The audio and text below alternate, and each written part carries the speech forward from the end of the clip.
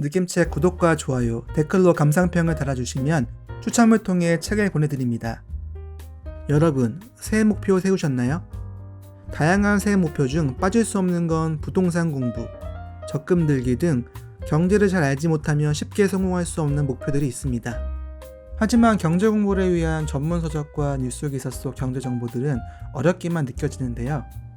어려운 경제를 쉽게 경제 기사와 배울 수 있는 책이 있다면 어떨까요? 이번 시간은 책 경제 기사 궁금증 300문 300답 내용 중 외환에 대해 이야기해 보겠습니다. 외환이란 이름 그대로 외국 돈으로 외국 통화, 화폐라고 불리기도 합니다. 이때 빠질 수 없는 게 환율인데, 환율이란 서로 다른 통화를 바꿀 때 적용하는 교환율입니다. 다양한 나라의 환율이 존재하겠지만 세계에서 미달러를 거래에서 가장 주된 결제 수단으로 사용하므로 미달러와 나머지 통화 간 교환율을 보통 국제환율로 이야기합니다. 환율 표시는 통화 기준에 따라 자국 통화 표시 환율과 외국 통화 표시 환율로 나타내고 한쪽이 오르면 한쪽이 내려가게 됩니다. 현재 어지러운 국내 상황과 트럼프 대통령의 재당선 등으로 환율이 오르고 있는데요. 이렇게 되면 원화 시세가 떨어지게 되고 이런 현상을 원저, 반대 현상을 원고라고 부릅니다. 가까운 나라 일본도 엔저가 지속되고 있죠. 일본의 슈퍼엔저 현상으로 최근 일본 여행을 가성비 있게 갔다 오신 분들이 많을 겁니다. 엔저가 우리에게 마냥 좋을 것 같지만 기업 입장에서는 먹구름이 낀 것과 다름없습니다.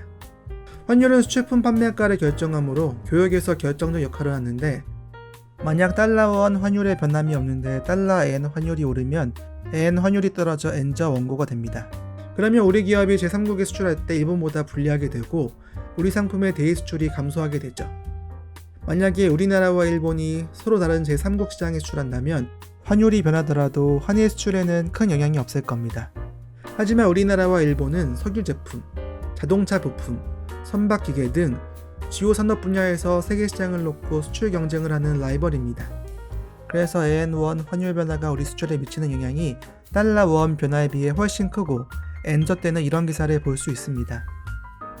책 경제기사 궁금증 300문 300답은 경제 원리와 현실을 실제 경제기사와 함께 쉽게 풀어낸 책으로 26년 넘게 증수하며 대학과 기업, 언론사에서 교육용 교재로도 사용되고 있는데요.